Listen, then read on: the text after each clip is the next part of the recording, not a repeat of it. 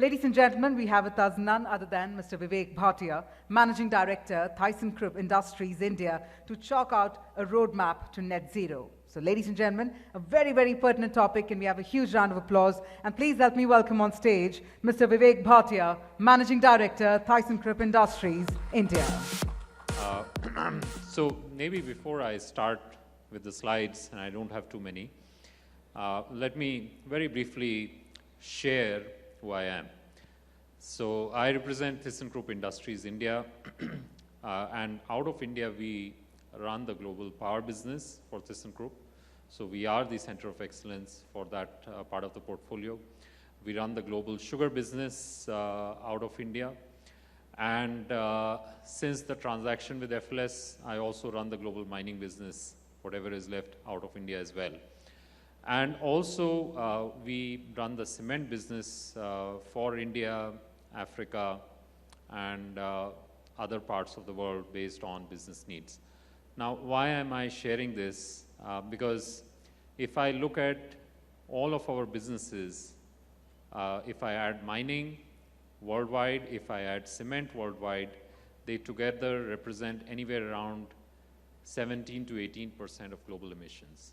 That's quite a lot. And power, I don't have to explain it to you. We are in the midst of perhaps one of the biggest transformation any industry has seen. And then if I talk about sugar, we are on the other side helping a transition away towards a greener future.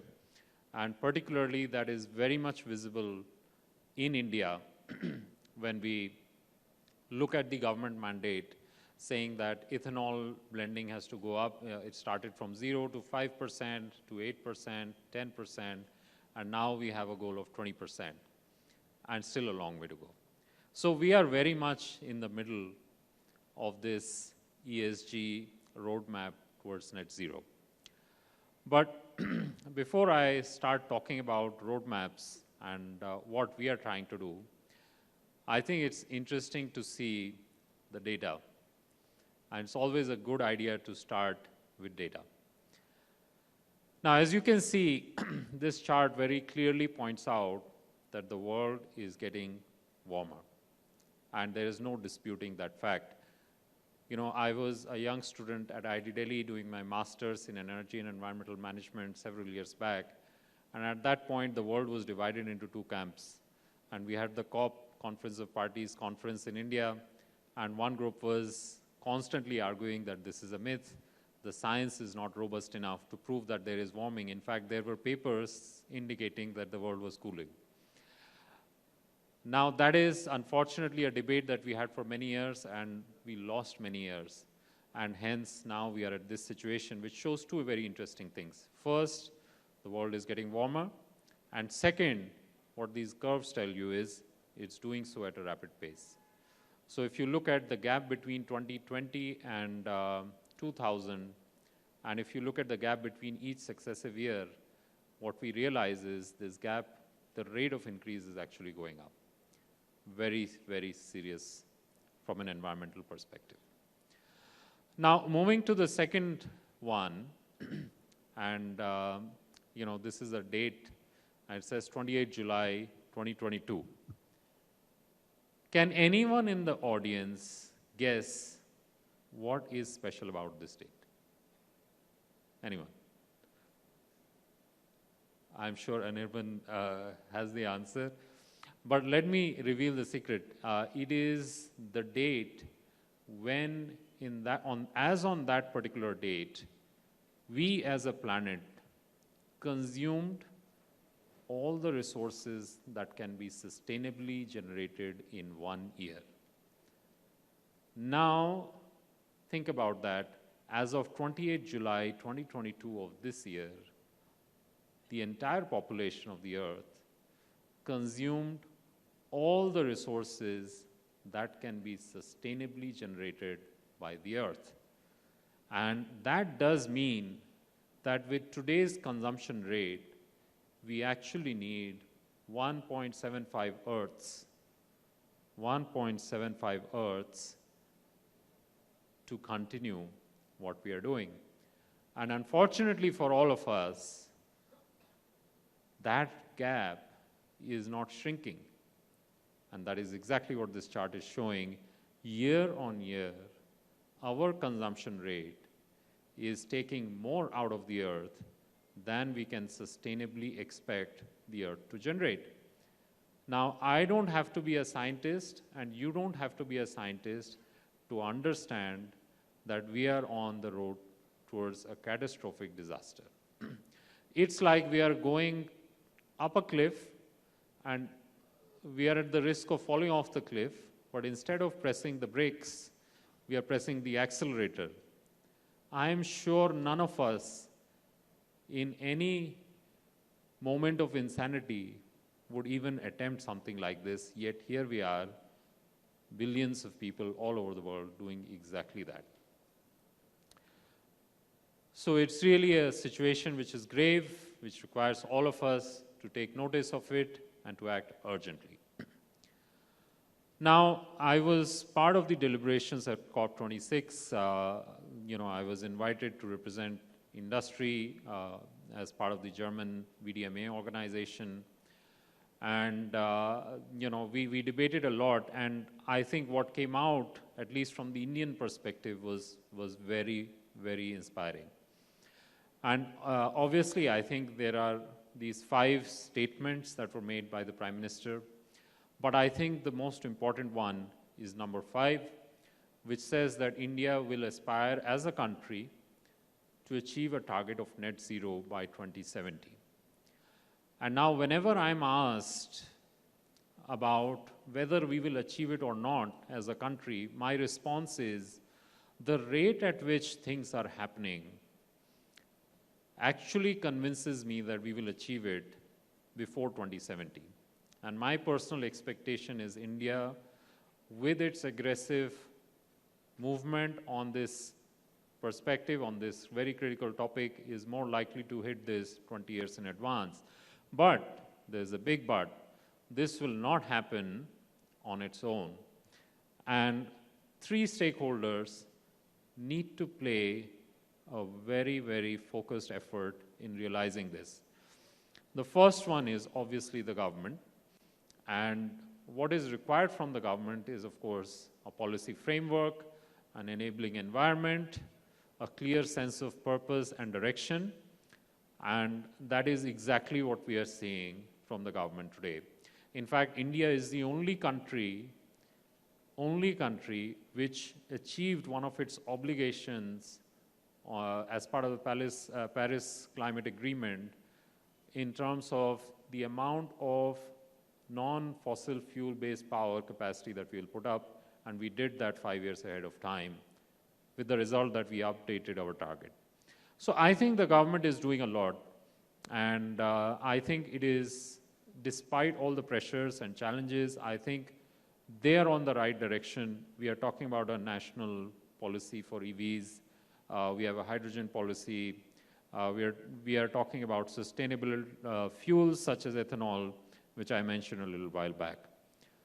So I think as industry, as individuals, from a government perspective, things are in the right direction. They understand the urgency and the policies are along those lines.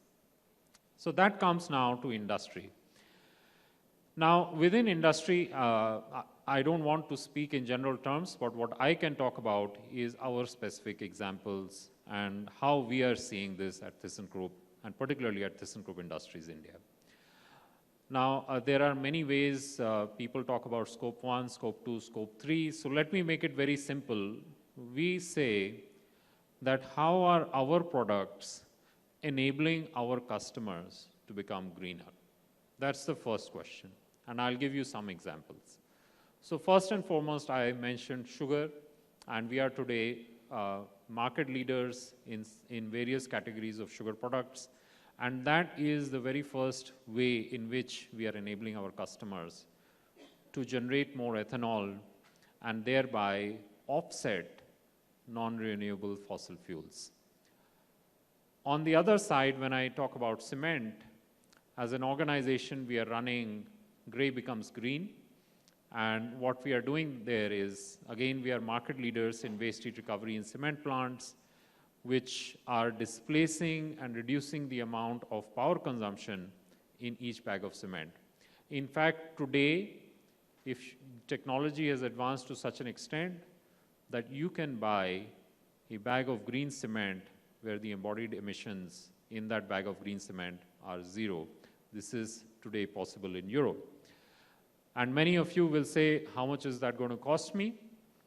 Well, it turns out that yes, the cement bag will be costlier by several times, but when you combine cement with sand and concrete and RCC, and when you ultimately build whatever you are trying to build, let's say a building like this or a bridge, whatever it is, the actual cost impact of green cement is in the range of 5 to 10% in the overall cost of whatever you're building, which is not that much.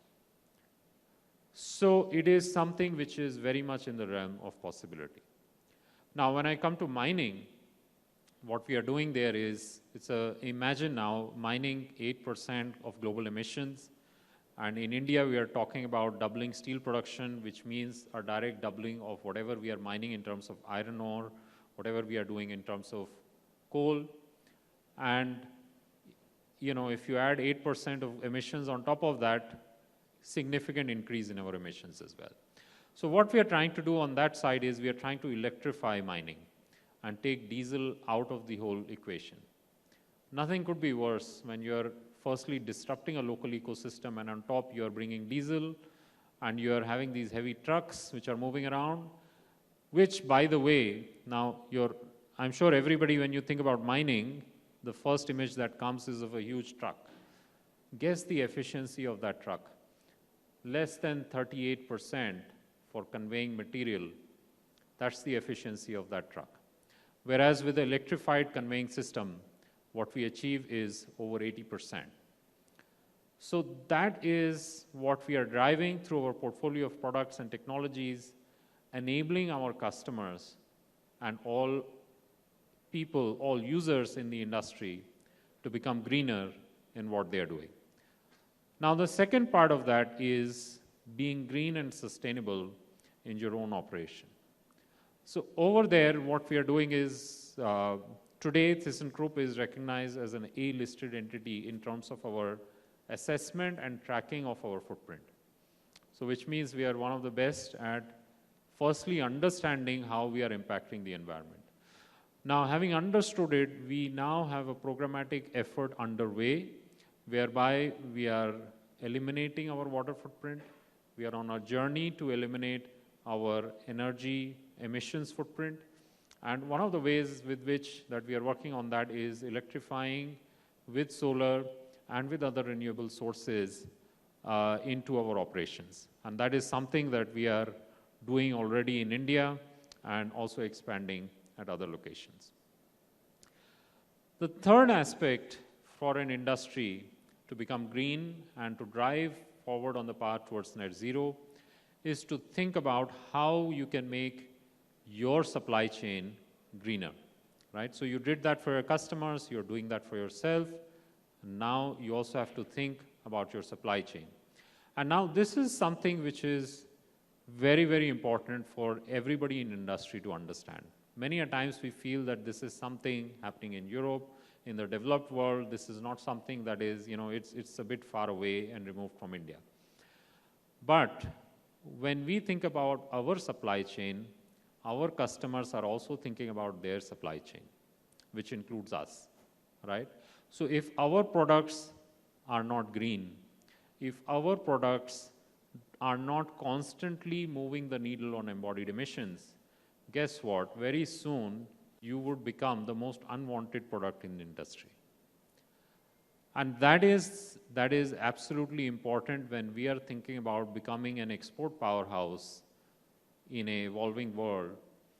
We cannot ignore the fact that we have to move the needle on becoming green, not just at our level, but across our supply chain. So we are now working with all our suppliers to help them understand, to begin to understand and analyze what are their emissions and how they are going to work on their own journey based on our learnings and the learnings from our customers to become more sustainable in what they're doing. So that is a very quick synopsis of how each one of us in our respective industries can think about a roadmap, about creating our own individual roadmap towards becoming green. But that's not enough, and that's not the end of it. The last and perhaps the most important perspective towards a roadmap of becoming green, of reaching net zero, is really all of us as individuals. And here I think we have to challenge our established practices. We really have to question why we are doing things in a certain way and what is the environmental consequence of those things. Now, I was at a similar conference like this, and one of our big debates was, why do we have plastic bottles? Why can't we have simple jugs with water, reusable, and not consuming any energy to make those plastic bottles and not creating a waste problem at the end of it? And this is something that we can avoid, not just in events like this, but also in our personal lives. And these are small changes that if we bring about in our own personal attitudes, in our own personal actions, we can, even at our small level as individual human beings, make an important contribution towards a more sustainable world. So with that, thank you very much, and I wish you all success on your own individual journeys. Thank you.